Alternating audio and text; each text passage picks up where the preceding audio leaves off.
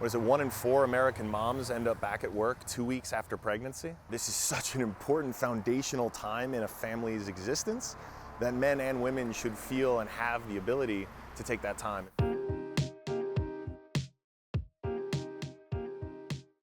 So, Alexis, you're here in Wimbledon Village. Tell me a little bit about why you're here and what's brought you here this week. Well, I took a red eye from SF a couple of nights ago so that I could be here supporting my wife, who is back at work, working mom. I try to be here for as much of the Grand Slams as I can. It's also obviously a great time to see my wife and daughter, but I know no one would pay money to watch me at work. And I'm grateful because it would be a very different level of stress to have to go through board meetings with millions of people watching. But she relishes it, and it's a lot of fun. You became a dad recently. It was a major life change for you. Did you take time off work? Did your wife take time off work? How did you guys work that out? We both took time off. I took the full time, 16 weeks. I really wanted to set an example for the rest of the organization. Frankly, I also just wanted to spend time with my wife and my baby.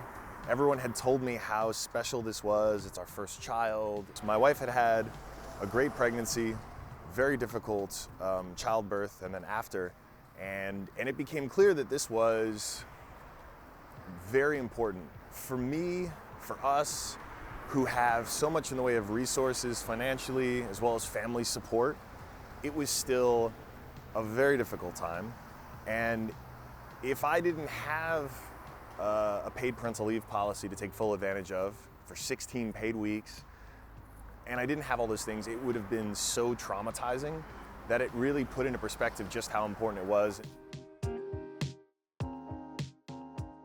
A few years ago, you were pretty involved in campaigning against SOPA and PIPA. You've got that campaigning background. Is this something you might make your next big campaign? It has bipartisan support. The time feels very right because there are so few issues it feels like the American public can actually agree on. And this is one, again, I think rooted in the best interests of the American family, is a pretty compelling one. I still have people asking me about SOPA PIPA, wondering, what the magic was, and frankly, so much of it was just voters calling up their senators and their representative, a lot of times for the first time, saying it's an issue. And then from a sort of specific, sort of person-to-person issue, it was just meeting a lot of these senators and a lot of these representatives and explaining to them why it was bad and putting a face to the name. And I think tech has struggled in a lot of ways in DC because they've tried to do it from afar and not take the time and be there and, until they get in trouble. And so we got to be more proactive. I'll gladly take a trip down to DC if they'll have me to advocate for this issue. So I think we have a role to play as an industry, but it's America that's going to get this done.